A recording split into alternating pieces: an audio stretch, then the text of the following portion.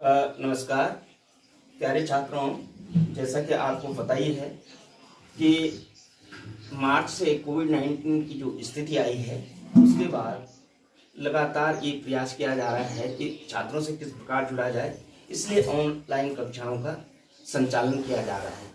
हम भी अपने ओर से भरसक प्रयास कर रहे हैं कि हम आप तक ऑनलाइन किस तरह पहुँचें और आपकी पढ़ाई रेगुलर और नियमित रूप से चलती रहे।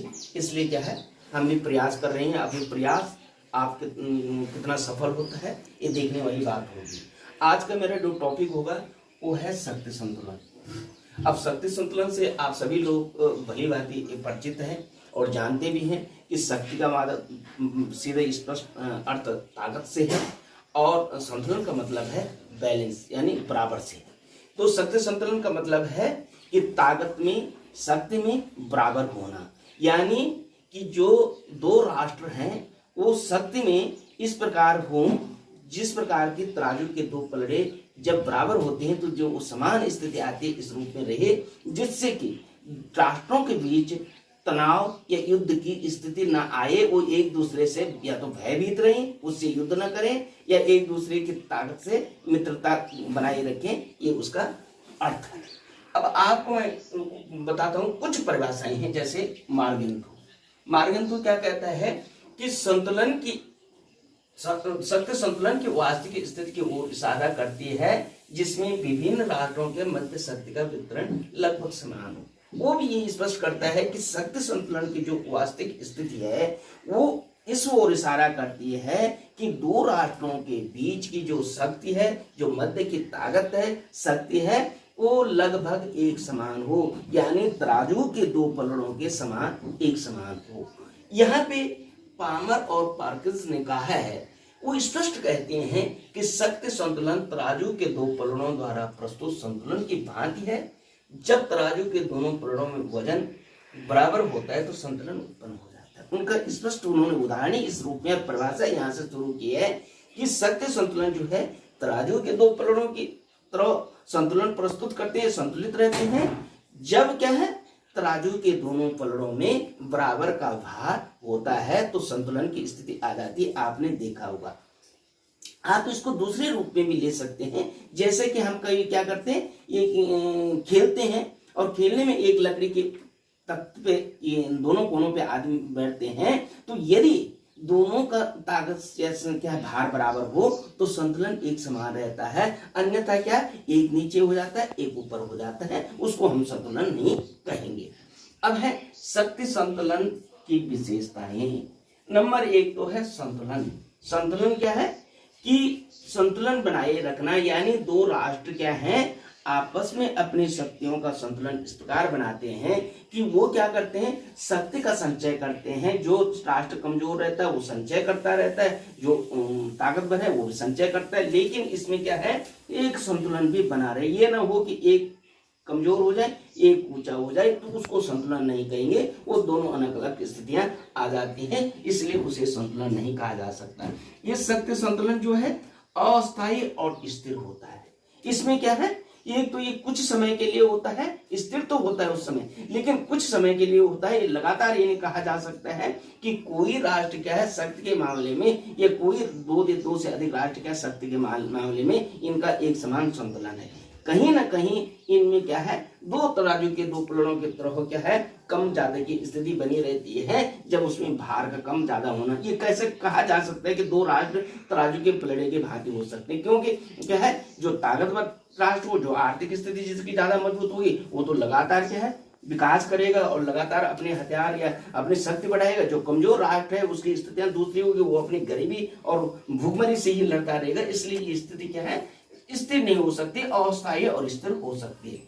यथापूर्वक स्थिति का समर्थक, यानी जो पूर्ववत स्थितियां बनी हुई हैं, अच्छी स्थितियां जो बनी हुई हैं, उसी का ये समर्थक है। उसी तरह स्थिति को बनाए रखनी चाहिए। इसमें किसी प्रकार का ताकत को अधिक कम करने का प्रयास नहीं किया जाना चाहिए। इस प्रकार क्या है, इसकी शक्ति संतुलन के बारे में कहा गया।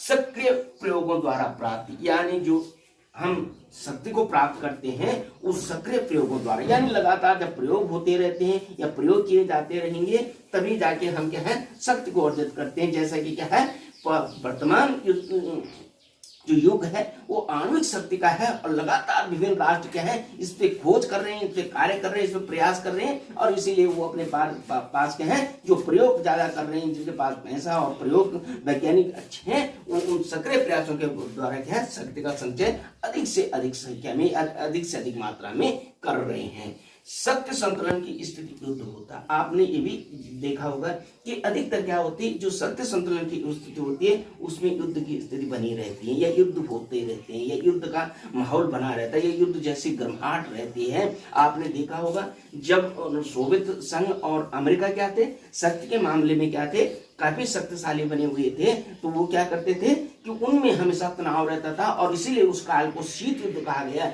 यानी लोगों के दिमागों में लड़ा जाने वाला युद्ध। यानी कभी भी आप क्या है शांति से नहीं है बल्कि किसी न किसी तरह से आपके पास क्या एक सुगबुगाहट है और युद्ध की स्थितियां बनी होती हैं, यहाँ तक कि युद्ध तक हो जाते हैं।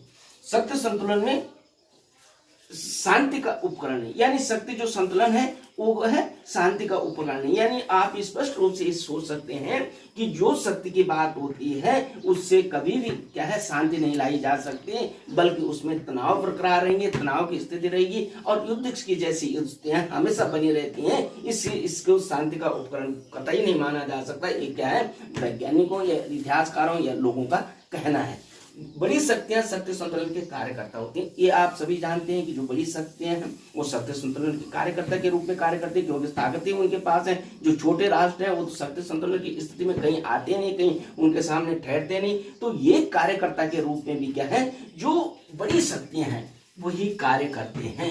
वो बड़ी शक्तियां क्या है संतुलन के रूप में कार्य कर रही या करते रहते हैं। इसमें क्या है अगला है राज्यों की बहुसंख्या का एक आवश्यक शर्त, यानी राज्य क्या है बहुत सारे राज्य होने चाहिए। बहुत सारे राज्यों की क्या है उसमें देखा जाता है, तभी उसमें ये माना जाता है कि शक्ति संतुलन की स्थिति क्या है। क्या एक राष्ट्र होगा और उसमें बोला जाए कि शक्ति संतुलन, दो राष्ट्र हो गए उसमें भी इतनी ज्यादा नहीं बोला जा सकता, इसलिए बहुत सारे राष्ट्रों का इसमें होना जरूरी है। और उसके आधार पर क्या है हम ये मान सकते हैं कि क्या है शक्ति संतुलन की स्थिति किस प्रकार है। अगला है राष्ट्र हित इसका आधार होता है। प्रमुख रूप से हर राष्ट्र इसमें स्वयं का हित देखता है, दूसरे का हित नहीं देखता। हम ये नहीं देखेंगे कि मेरी ताकत ज्यादा हो गई तो दूसरे को भी मैं अपने समान ताकत पर आने दूंगा। मैं ये देखूंगा मेरा राष्ट्र हित किसमें है, ये क्या है, मैं उसी के आधार पे शक्ति का संतुलन या शक्ति को बढ़ाने का कार्य करूंगा, सफल रहूंगा। इसलिए आज सभी राष्ट्र क्या है नियमित रूप से अपनी शक्ति को बढ़ाने का कार्य कर रहे हैं और उसके माध्यम से विश्व में शक्ति संतुलन कायम करना चाहते हैं। लेकिन मैं सोचता हूं या जो मैं जानता हूं या जो जितना मुझे पता है, इससे क्या है संतुलन कभी भी बना नहीं रहता है, बल्कि क्या है हमेशा तनाव की स्थिति रहती है। भले युद्ध न हो लेकिन तनाव की स्थिति हर समय बनी रहती है। और इसका उदाहरण आपने देखा होगा, चाहे भारत चाइना हो या भारत पाकिस्तान हो, चाहे अमेरिका और ईरान हो या उत्तरी कोरिया दक्षिणी कोरिया हो, इस प्रकार की जो घटनाक्रम है ये बनी हुई है। और इसके कारण क्या है शक्ति संतुलन कायम करना तो मुश्किल है, लेकिन युद्ध और तनाव की स्थिति इससे अवश्य बनी रहती है। और सभी जो राष्ट्र हैं वो शक्ति संतुलन की स्थिति में क्या कर रहे हैं, अपने लोगों के विकास के जगह उस खर्च को क्या है ताकत यानी सैनिक अधिकतर रूप से सैनिक शक्ति को बढ़ाने में लगे हुए रहते हैं। अगली बार मैं दूसरे टॉपिक के साथ आऊंगा, तब तक के लिए धन्यवाद।